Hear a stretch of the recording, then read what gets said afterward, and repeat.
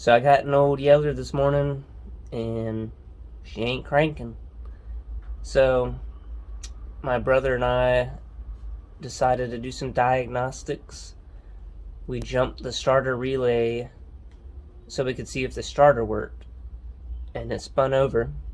Then took the multimeter and tested the ignition switch, and it's getting power. So we think it's the starter relay, so I'm going to switch that out today and see what happens. Before you start any work, always disconnect the battery. This is the old starter relay, so I'm going to take that out, put the new one in today.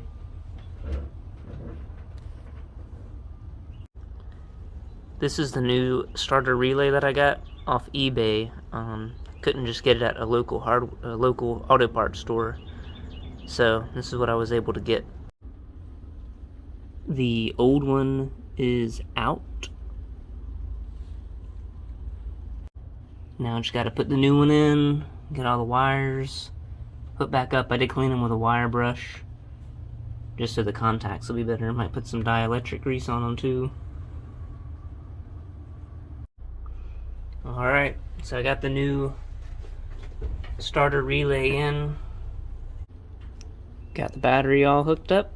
Let's see if she'll crank.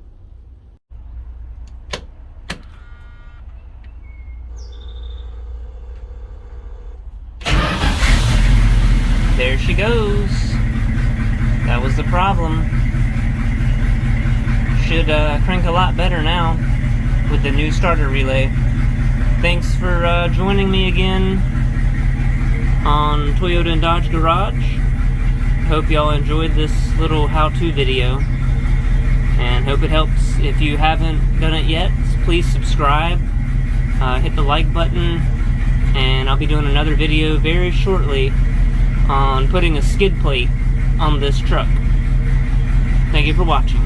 Bye.